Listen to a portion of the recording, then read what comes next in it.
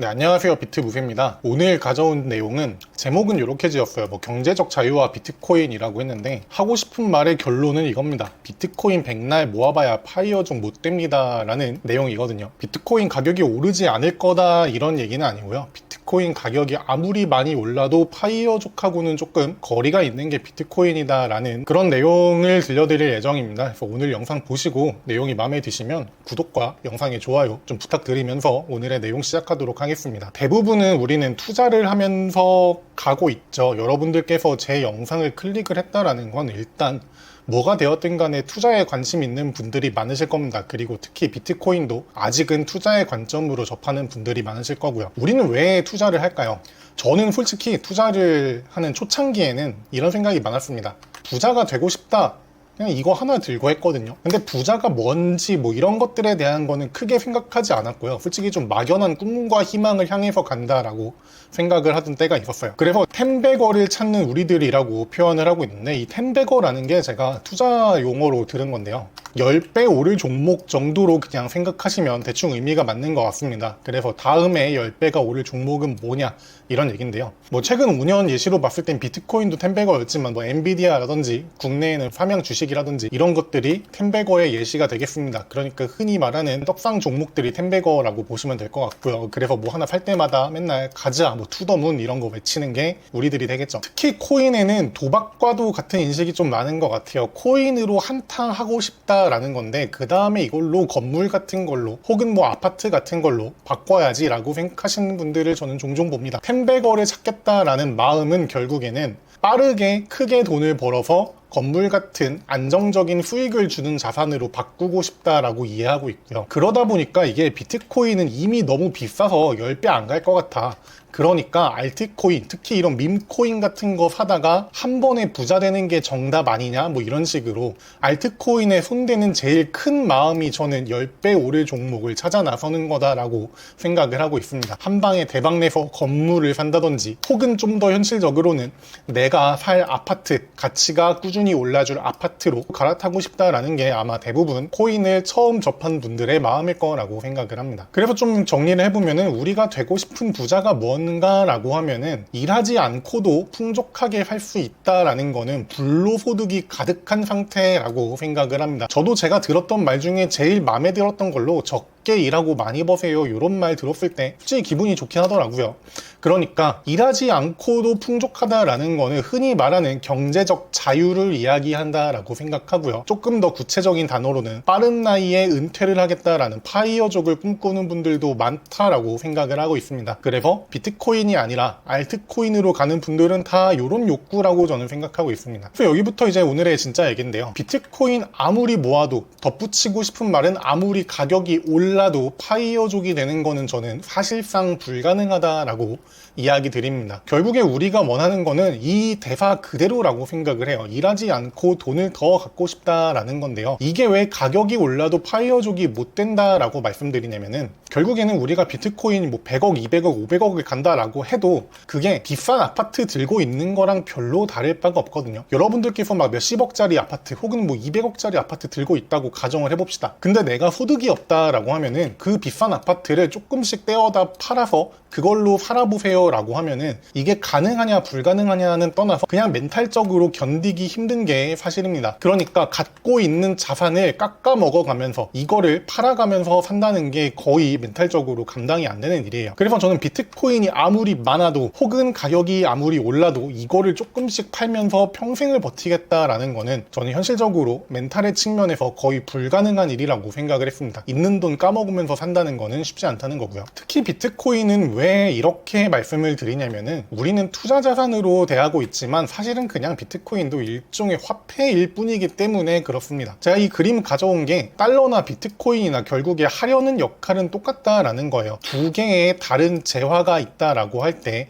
그 중간에서 만나서 연결을 하던 게 지금까지는 달러나 원화였다라고 한다면은 앞으로는 비트코인이 그 역할을 하게 될 거야 라는 게 이게 그냥 돈으로서 비트코인이 갈 길이라는 거지, 이거는 들고 있는다고 뭔가 부가가치를 생산하는 그런 투자 자산은 아니다라고 이야기 드립니다. 그래서 뭐 먼 옛날엔 조개 껍질 같은 게 돈의 역할을 했다면 그 뒤로는 금이 돈의 역할을 했죠. 이게 시간이 지나서 달러가 기축통화의 역할을 하면서 돈의 역할을 하고 있고, 앞으로는 비트코인이 더 핵심 화폐가 될 거다라고 생각하시는 게 여러분들께서 비트코인에 대한 올바른 자세라고 생각을 합니다. 그러니까 진화 중인 화폐들 중에 하나일 뿐인 게 비트코인이다라는 거예요. 그러니까 여러분, 지금은 투자로 접하시는 분들께 드리고 싶은 말씀은 사실 비트코인은 투자 자산이 아니다라는 게 결론이고요. 특히 이제 저한테 비트코인은 들고 있으면 이자 안 나오나요? 이런 질문 주시는 분들 많은데, 이자 나오는 거 아닙니다. 그냥 여러분들 이 비트코인 모아서 들고 있는 게 전부예요. 내가 만약에 비트코인을 2개 모았다 라고 하면은 이거를 쓰지 않는 이상 평생 그냥 2개로 유지될 뿐입니다. 이게 뭐 2.2개가 되고 이런 식으로 개수가 늘어나는 거는 절대 아니다라는 거를 꼭 인지하셨으면 좋겠습니다. 그냥 원화의 가치가 상대적으로 오르락내리락 할 뿐이죠. 아니 그럼 개수 느는 것도 아닌데 비트코인 뭐하러 그렇게 열심히 뭐 1개 모아라, 뭐 0. 몇 개 모아라, 이런 소리 왜 하냐라고 생각하실 수 있을 것 같아요. 비트코인을 우리가 모으는 거는 그동안 우리가 열심히 일을 해서 번 돈, 특히 돈이라는 거는 이 말로 치환된다라고 생각해요. 저는 나의 노력의 대가를 돈으로 받는다라고 생각하거든요. 근데 그 돈으로 받아낸 대가를 시간이 지난다고 해서 그 대가가 사라져버리는 그런 일을 방지하기 위함이라고 생각을 합니다. 그래서 저는 비트코인은 저축을 하는 대상이라고 생각하시는 거를 매우 권장드립니다. 내가 받은 대가를 비트코인으로 바꿔서 모아둔다 라고 생각하시면은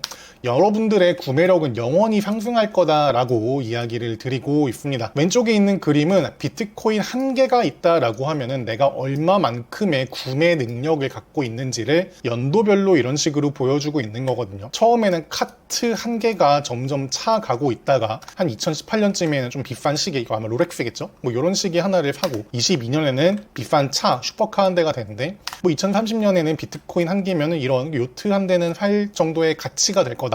이게 똑같은 비트코인 1개가 구매 능력이 점점 올라간다라는 거를 쉽게 표현한 예시라고 생각합니다. 그래서 내가 일한 건 과거의 일이지만 그 과거의 노력을 시간이 지나면서 구매력 상승으로 이어가기 위해서 우리는 비트코인을 모은다라고 이야기 드리고 싶습니다. 근데 제가 여기서 저축이라는 단어를 표현을 하고 있잖아요. 예전에도 그렇고 지금도 그렇고 예적금하는 거 바보짓이다라고 얘기하는 분들 많이 보실 겁니다. 저도 실제로 비슷한 류의 얘기를 많이 해요. 그냥 적금하지 마시고 비트코인 모으세요, 비트코인 투자하세요 라는 식으로 표현을 했었는데, 여기서는 또 비트코인으로 저축을 해라 라고 얘기를 한단 말이죠. 저축은 바보짓이라고 하지 않았냐? 근데 저는 그거는 어디까지나 원화를 모으기 때문에, 그러니까 법정 화폐를 모으기 때문에 생기는 일이라고 이야기 드리고 싶습니다. 인플레이션 때문에 저희는 비트코인을 모은다라는 게, 이 그림 보시면은 조용하게 여러분들의 구매력을 훔쳐가고 있다라면서 달러의 예시를 가져왔습니다. 1929년에는 20달러 가지고 요만큼의 제품을 구매할 수 있던 게 2014년쯤 오면은 이만큼도 구매할 수 없게 된다. 같은 돈을 이만큼의 기간 동안 저축을 하고 있었다라고 하면은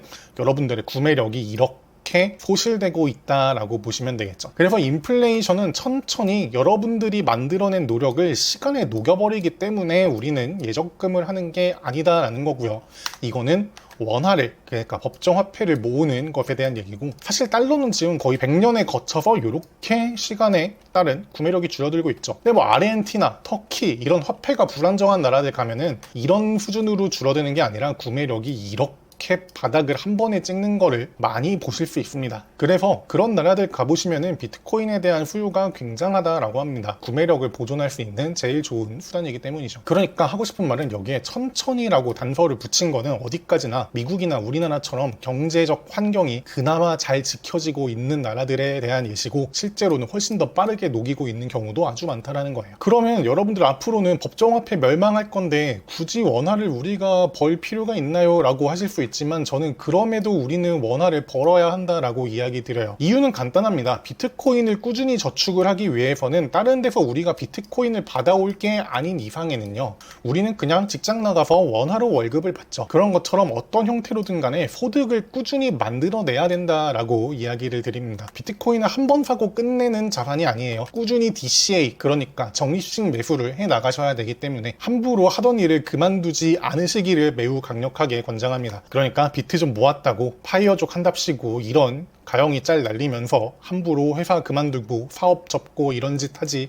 마시라고 얘기 드리고 싶어요. 오늘도 성경의 한 구절을 가져왔는데요. 일하기 싫은 자 먹지도 말라라고 하는 굉장히 유명한 구절을 가져왔습니다. 이게 좀 맥락을 아셔야 이 말의 진짜 의미를 알게 되는데요. 이게 이제 성경에서 그 사도 바울이라는 사람이 다른 옆에 있는 사람들한테 한 말 정도로 보시면 되는데, 그때는 분위기가 이제 예수님이 다시 금방 올 것 같다라고 하는 분위기가 팽배했다고 합니다. 근데 이제 뭐 요한계시록 이런 거 보면은 예수님이 다시 돌아오실 때 세상이 거의 멸망하는 수준이다라고 이야기를 하거든요. 그래서 좀 종말론적인 분위기가 있었다라고 해요. 뭐 세상 금방 망할 거다 이런 식으로요. 그래서 난 일하기 싫어, 그냥 너네 일한 거 좀 나 빌려주고 나 밥 좀 먹여주고 이런 식으로 하면 안 될까? 좀 너희한테 기대 살면 안 될까? 이런 식의 사람들이 있었다고 합니다. 그래서 그런 사람들한테 너네 정신 차리고 일하면서 먹고 살아야지 남한테 빌부터 살면 안 된다라는 식으로 얘기를 해준 거라고 하는데요. 저는 이게 약간 파이어족하고도 비슷한 의미가 될 것 같아서 가져왔는데요. 파이어족 중에서도 나 비트코인 좀 많이 모았으니까 파이어 해도 된다라는 분들에게 특히 하고 싶은 말이기도 합니다.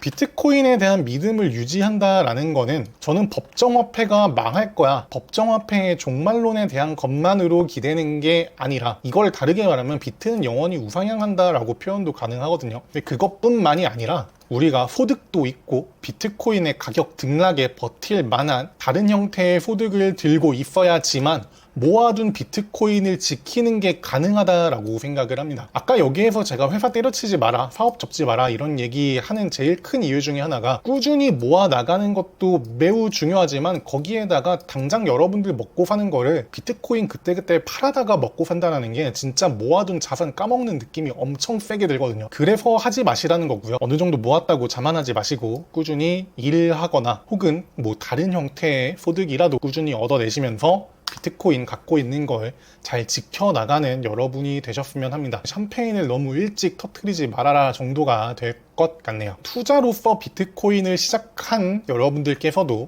꾸준히 비트코인을 저축의 관점으로 보시기를 권하고 싶은 게 첫 번째 이야기고요. 저축을 어느 정도 많이 했다라고 해서 함부로 일을 그만두지 마셨으면 좋겠다라고 결론을 내리면서 오늘의 긴 이야기를 마치려고 합니다. 여기까지 들어주셔서 감사드리고요. 다음 시간에 뵙도록 하겠습니다. 감사합니다.